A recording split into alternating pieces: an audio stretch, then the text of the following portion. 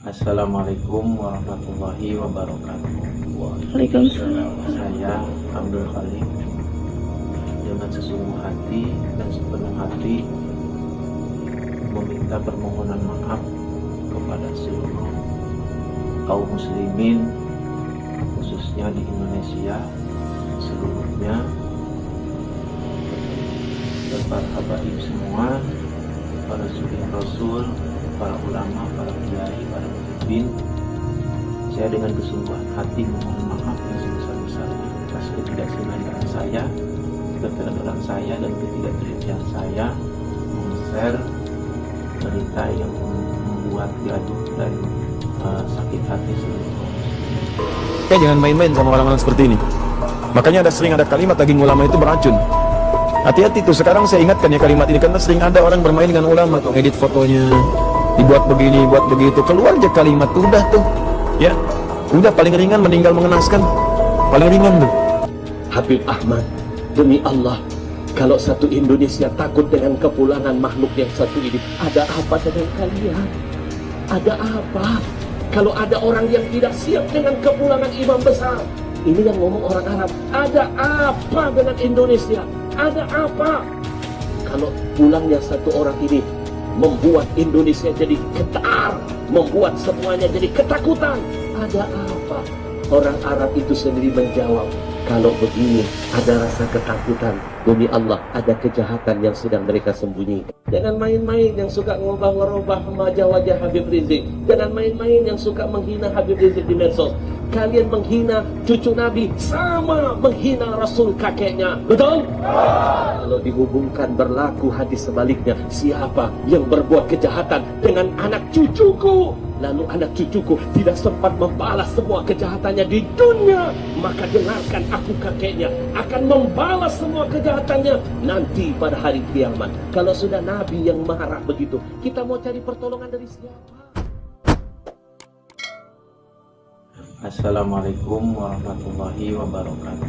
Waalaikumsalam. Saya Abdul Khalik dengan sesungguh hati dan sepenuh hati meminta permohonan maaf kepada seluruh kaum muslimin, khususnya di Indonesia seluruhnya,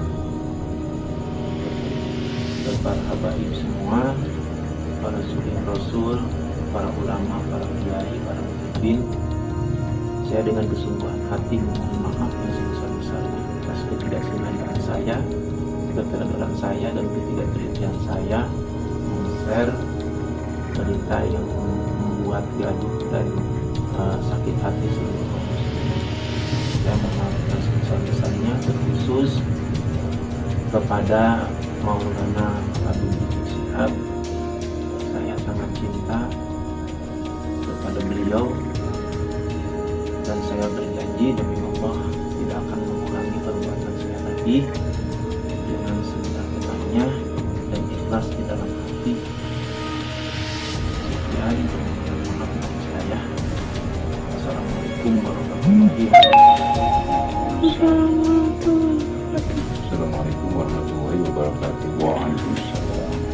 Kami atas nama lembaga desa MUI Desa sudah menyaksikan bahwa atas nama Allah yang sudah menyatakan permohonan maaf pada seluruh kaum muslimin, para habaib, para asyatid, para muhibbin, khusus kepada guru besar kita Habib Rizik Syihab atas kesalahan beliau, atas kesalahan Abdul Khalik tadi sudah menyatakan menerima, baik itu kesalahan karena tidak sengaja beliau, karena keteledoran beliau. Mohon maaf yang sebesar-besarnya. Saya sudah menyaksikan bahwa sekali lagi mohon maaf kepada seluruh kaum muslimin, para habaib, para asatidz, para ulama, supaya masalah ini tidak diperpanjang. Mohon maaf atas segala kesalahan-kesalahan yang namanya Abdul Khalik sebagai orang yang sudah menerima kesalahan dan keteledorannya. Atas nama pribadi dari saya mohon maaf dan terima kasih kepada seluruh kaum muslimin. Assalamualaikum warahmatullahi wabarakatuh. Assalamualaikum warahmatullahi wabarakatuh. Kami atas nama lembaga kecamatan yang di Kecamatan Janu telah menyaksikan bahwa wilayah telah menyampaikan permohonan maafnya kepada seluruh umat Islam, wabil khusus para abadi, wabil khusus kepada jangan dolim. Berat ente kalau kemudian dolim. Yang berat itu bukan rindu, dolim itu berat. Makanya kemudian sampai Nabi mengatakan babani maftuhani muajjalan, ada dua dosa yang Allah akan berikan kontan itu balasannya sebelum kita mati, yaitu durhaka sama orang tua dan dolim, Pak. Dolim itu utang, kalau kamu nggak bayar hari ini, besok, kalau nggak besok, lusa. Tapi sebelum ente mati, kamu harus membayar kedoliman yang pernah kamu torehkan kepada orang. Ente mau berjenggot, nggak berjenggot, cingkrang, nggak cingkrang, ente bisa baca kitab, anda bisa baca kitab, ente faham Quran, anda faham Quran, ente dolimin orang, kelar. Ente sebelum mati pasti akan dibalas oleh Allah Subhanahu Wa Taala.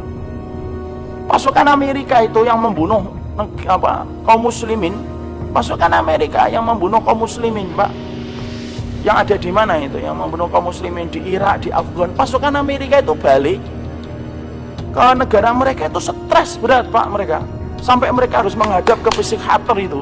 Cuma ditutup aja faktanya sama Amerika itu. Amerika itu kalau menghadapi muslimin itu sekarang sudah stres, Pak, mereka itu. Makanya mereka selalu menggunakan apa? Kekuatan koalisi, Pak. Bapak paham ya? Koalisi itu artinya apa? Bareng-bareng. Karena memang orang kafir itu, Pak, kalau sudah menghadapi Islam kok bareng-bareng itu berarti mulai stres, Pak. Musuh Ustaz, iya. Coba lihat musyrikun ketika menghadapi Nabi pertama kali tidak pakai koalisi. Dia jadilah perang Uhud, perang Badar, perang Uhud. Tapi ketika sudah mendapati Islam semakin kuat, akhirnya ada perang Ahzab. Perang Ahzab itu disebut apa? Koalisi. Pulang-pulang stres dia. Itu menunjukkan kepada kita jangan dolimin orang, Pak. Dan maaf, kedoliman itu sebenarnya ada dua. Ada orang yang dolim dengan tangannya, ada yang dolim dengan kakinya, sebagaimana preman di Kampung Rambutan dan di Pulau Gadung. Ada orang yang dolim itu dengan lesannya, yang lahirnya di masjid, lahirnya di tempat taklim, tapi kemudian dia dolim sama orang lain. Ya Allah, ngajinya kita aja belum tentu diterima, ente sudah dolimin orang. Nggak cocok sama Ustadz, ya wajar, tapi tidak usah kamu dolimin orang itu. Kalau ente sudah siap untuk mendolimi orang, siapin berkas. Nanti kamu akan berhadapan dengan dia kelak di hadapan Allah, dan itu berat. Dan itu berat. Makanya sampai kita kemudian dikisahkan ada satu sahabat di fitnah, didolimi sama orang tabiin. Coba, yang memfitnah tabiin, seorang sahabat. Siapa itu? Sa'ad bin Abi Waqqas. Sa'ad bin Abi Waqqas kemudian seorang sahabat besar yang doanya sering dikabulkan oleh Allah, kan? Saking kemudian mustajabnya doa Sa'ad bin Abi Waqqas, kalau Sa'ad bin Abi Waqqas itu sudah berdoa ngangkat tangan, sebelum turun sudah dikabulkan sama Allah, insyaallah. Kalau kita kan naik turun nggak dikabulkan. Sa'ad bin Abi Waqqas itu sebelum turun sudah dikabulkan. Loh, di fitnah sama Usamah bin Qatadah. Di fitnahnya apa? Ini tidak becus kalau ngimamin sholat, tidak paham masalah sholat, tidak ngerti dia. Nyampe itu ke telinganya Sa'ad bin Abi Waqqas, nyampe juga kepada Umar bin Khattab. Saat itu Sa'ad bin Abi Waqqas juga menjadi gubernur di Kufah, Pak. Maka kemudian Sa'ad bin Abi Waqqas kemudian akhirnya mengangkat tangan. Ketika beliau mengangkat tangan, maka kemudian beliau cuma berdoa 3, ya Allah, timpakanlah kepada yang memfitnah saya. Kalau dia riya mencari sesuatu selain engkau, ya Allah, ada sesuatu yang dia cari selain engkau, maka timpakanlah dia 3 perkara. 1, miskinkan terus. 2, jadikan umurnya panjang. 3, kasih fitnah sebelum mati, Pak. Dan 3-tiganya dikabulkan oleh Allah. Ibarat sinetron tuh ada suara petirnya, jeder, 3 langsung.